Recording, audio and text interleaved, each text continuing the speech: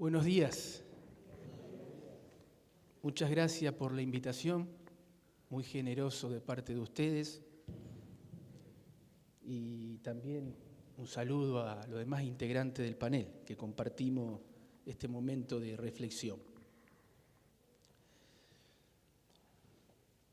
Mi reflexión parte desde un lugar de la política, porque mi compromiso y vocación es con la política. Entonces, yo voy a hablar desde ese lugar, de lo que yo creo es nuestro compromiso en ese ámbito. Más que un testimonio de carácter personal, que por ahí yo trato de no hacerlo porque no me gusta, porque en todo caso siempre me siento deudor frente a la vida, nunca acreedor. Yo sí quiero hablar o dejarles alguna reflexión, compartirla con ustedes, sobre todo en el ámbito de la vocación política.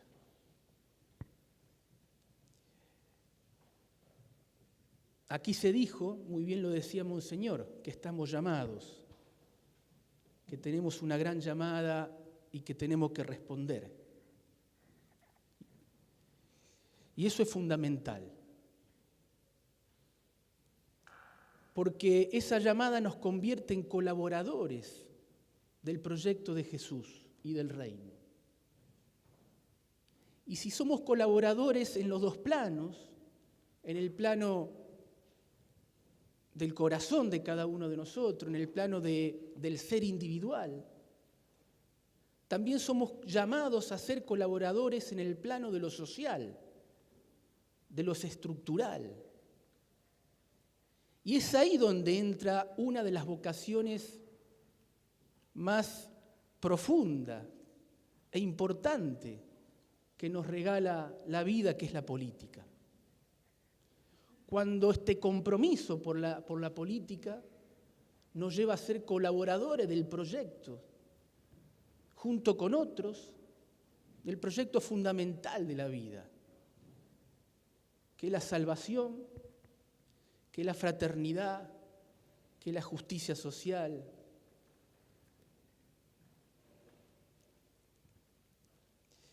Proyectos que Jesús en los evangelios habla mucho, incansablemente. Ahora, ¿de qué política estamos hablando? Sobre todo es importante en estos tiempos diferenciar o discernir en ese punto. Bueno, estamos hablando de la vocación política en términos de que es una de las formas de caridad y de bien superior más hermosa, sublime que tiene el ser humano. Pablo VI lo decía con claridad, es una de las formas sublimes del amor, la política. Tal es así que aquel cristiano que no tiene compromiso con la política puede ser que esté en falta. Y no significa de la política partidaria, no, a veces la política transita en el ámbito profesional, la política transita en el ámbito específico, social de cada uno de nosotros. Pero la vocación política tiene su epicentro, su corazón en esa entrega fundamental, en esa caridad, en ese llamado a ser colaboradores con todos y a partir de todos. Esta semana que pasó, creo que el miércoles, leíamos la bienaventuranza de Lucas. Y Lucas hace él dice, bienaventurados los pobres, bienaventurados los afligidos.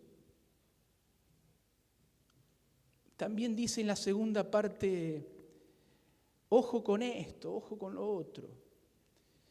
Pero ¿cómo podemos construir una patria y una humanidad mejor si no sea a través de la política? Es muy difícil, por eso yo creo que el compromiso político es como testimonio cristiano, es indelegable, es fundamental. No somos completamente cristianos si no asumimos un compromiso por el prójimo, por el otro, por el ser social. Claramente desde el ser individual, desde esa raíz, pero tenemos que tener ese compromiso social. Ahora, hay algunos presupuestos importantes a rescatar hoy de lo que yo considero una verdadera vocación política. La política debe producir bienes públicos. La verdadera política que tiene esta vocación tiene que producir bienes públicos. ¿Qué es producir bienes públicos? Producir espacios, derechos para ensanchar, para incluir, sobre todo la base de nuestras democracias. Derechos económicos, sociales, laborales, educativos. Para eso necesitamos de la política en términos de producción de bien público. El problema es que en estos tiempos la política no está produciendo bienes públicos. Cuando digo en estos tiempos, digo en mi país de muchas décadas. No estoy haciendo una imputación a alguien en particular. Dejó de producir bienes públicos.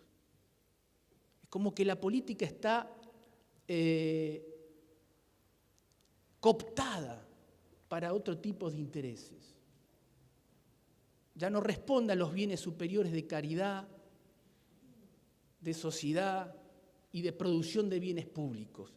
En algún punto está entrampada en determinados intereses que hace que la gente tenga mucha desconfianza y sienta la impotencia de que la política, por dejar de producir bienes públicos, ya no resuelve problemas fundamentales de nuestras sociedades.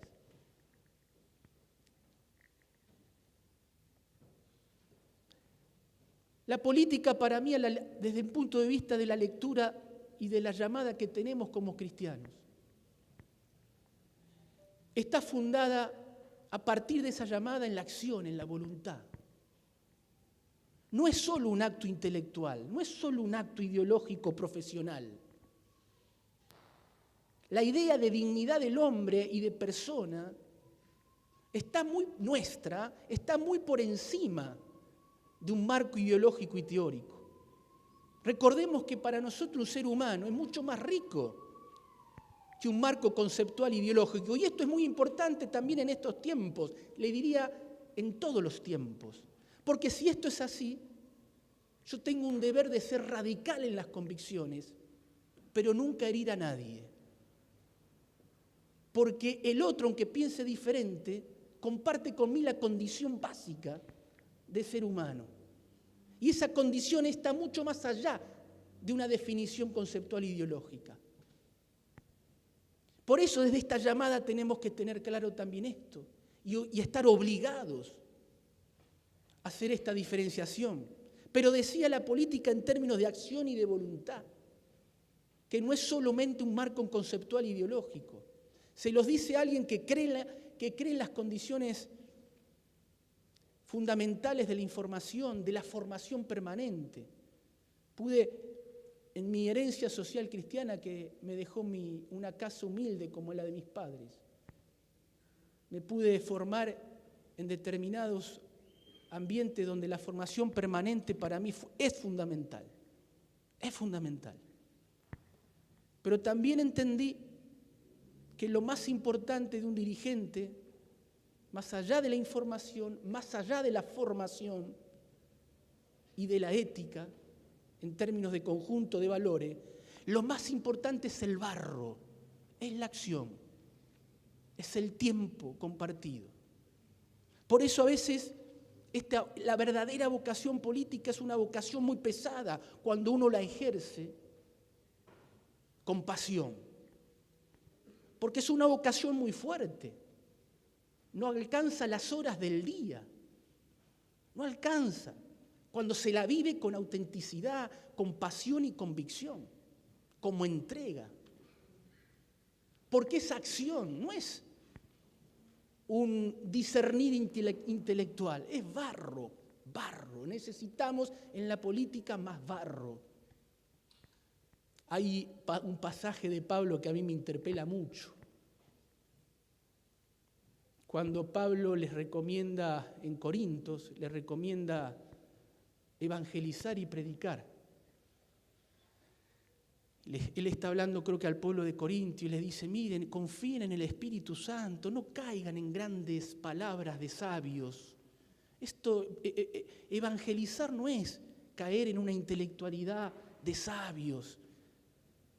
Y de reojo habla de Grecia. En la política necesitamos más corintios. Corintio era un pueblo muy limitado, muy pobre, pecador. Pero tenían un corazón muy importante. Los sabios de Grecia, que se reían de Pablo, los sabios, ¿quiénes son los sabios de Grecia en este momento de la humanidad? Los de siempre, los grandes pensadores, los grandes teóricos, los grandes iluminados, que siguen sin reconocer la verdad y la vida. Por eso necesitamos más gente como Corintios, más humildad, más barro. Necesitamos meternos ahí, menos Grecia, necesitamos ser menos Grecia, ser más simples, más comprometidos. La política de este compromiso, de esta llamada especial, y que como cristiano es una obligación, necesita reconfigurarse también desde el plano del paradigma sociocultural de estos tiempos. Y aquí sí tenemos un desafío extraordinariamente hermoso, aunque extraordinariamente pesado, difícil, pero hermoso. Tenemos que pensar, o en todo caso, estemos donde estemos ubicados en las corrientes ideológicas, los marcos conceptuales y de la vida. Tenemos que entender que estamos en un momento de nuestra historia que es la llamada de Jesús a comprometernos en cada momento de la historia y encontrar los signos de los tiempos, mucho más en la política.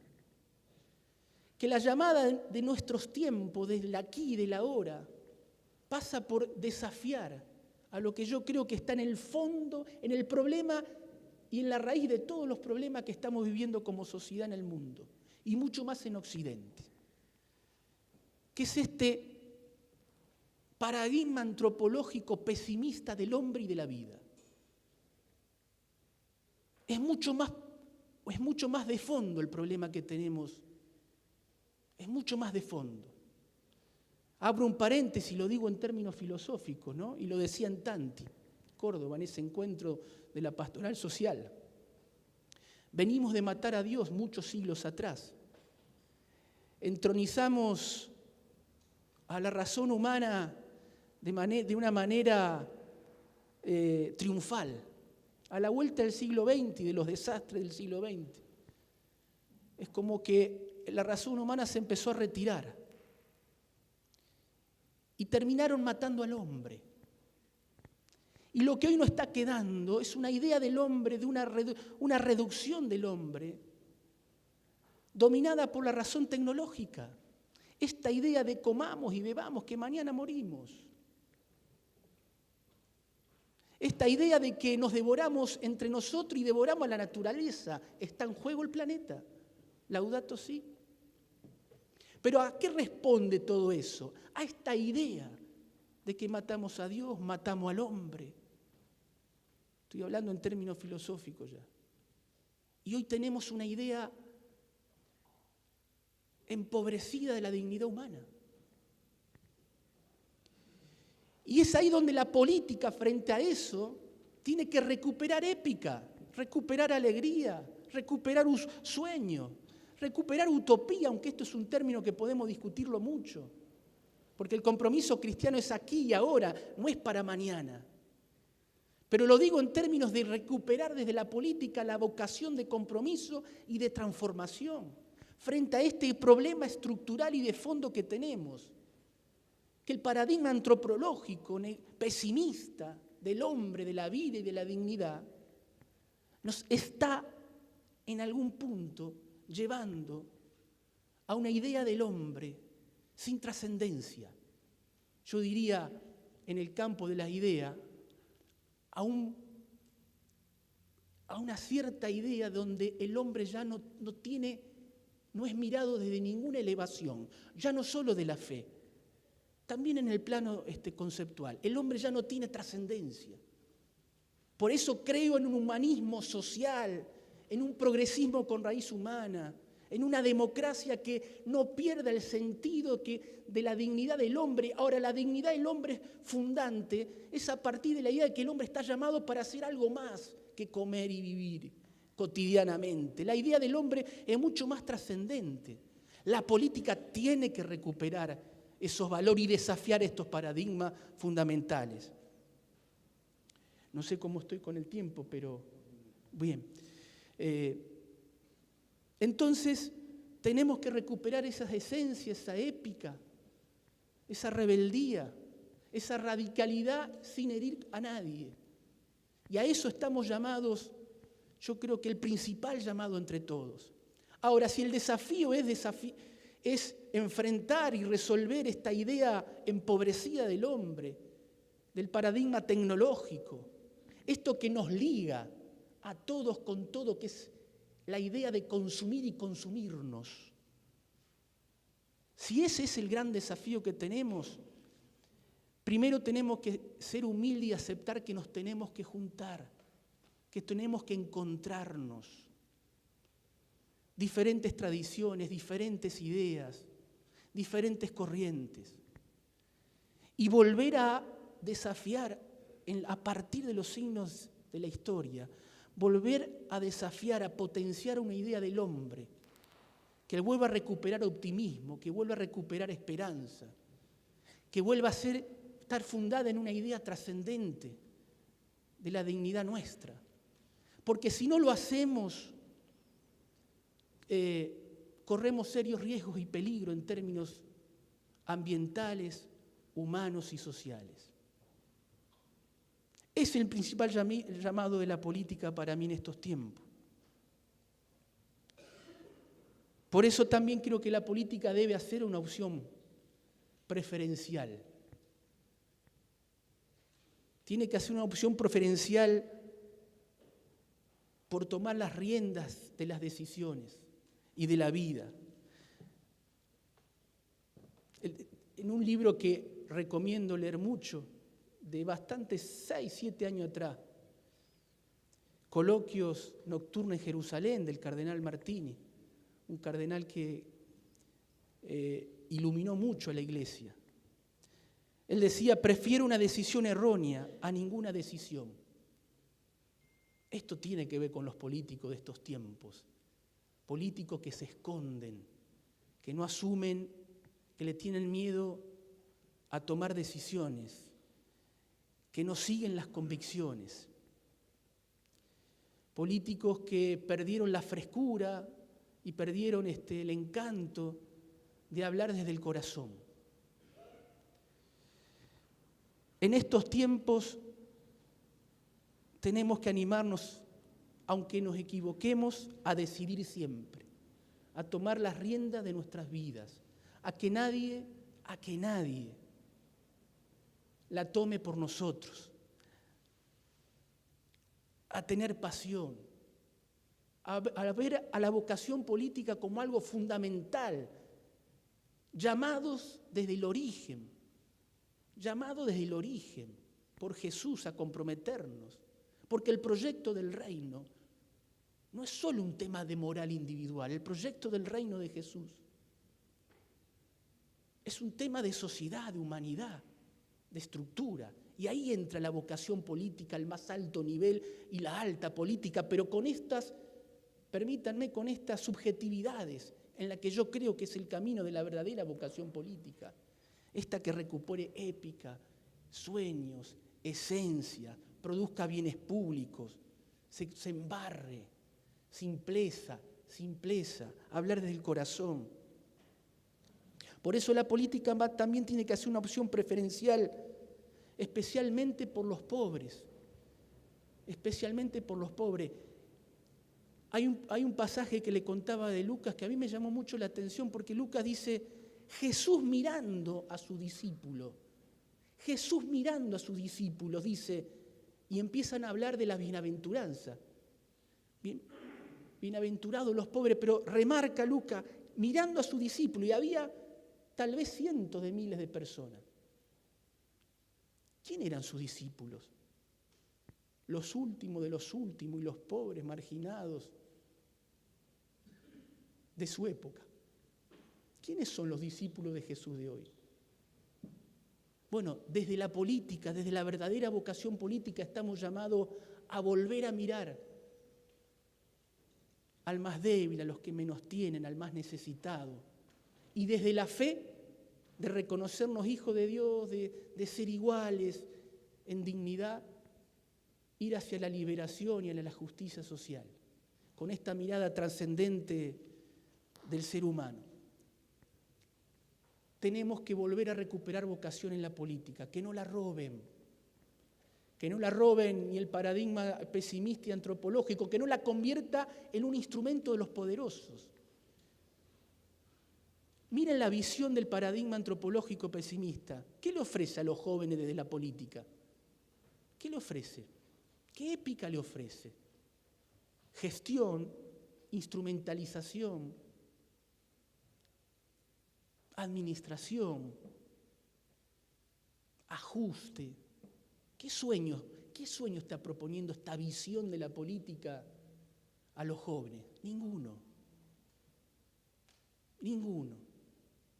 Un pragmatismo vacío. Tenemos que volver a recuperar desde la llamada nuestra una vocación política que encienda, apasione, con mucha radicalidad, pero sin herir a nadie, estableciendo puentes, pero ser firme en las convicciones. Finalmente, en esto de que intenté de dejarle algunas reflexiones, porque no me gusta hablar de lo personal, insisto, siempre me siento deudor frente a la vida, nunca acreedor. Entonces quiero hablar más de dejarle una reflexión, invitarlos a este desafío mayor que tenemos. Con la vida, toda vida, la vida naciente, la vida por nacer, la vida más débil, la justicia, la fraternidad. Animarnos a desafiar al paradigma antropológico negativo, pesimista, que no tiene ninguna idea de hombre, más que la razón instrumental. Nuestras vidas está condicionada por eso. La vida de nuestros hijos está condicionada por eso. Por eso la educación, los valores, la vocación es importante. A mí siempre me llamó la atención en la llamada que tenemos desde nuestro Evangelio, sobre todo también en estos días tan especiales para eso, en este mensaje de que la derrota en la cruz es una victoria. Tal vez la política necesite de muchas derrotas de ese tipo para volver a recuperar vocación. Muchas gracias.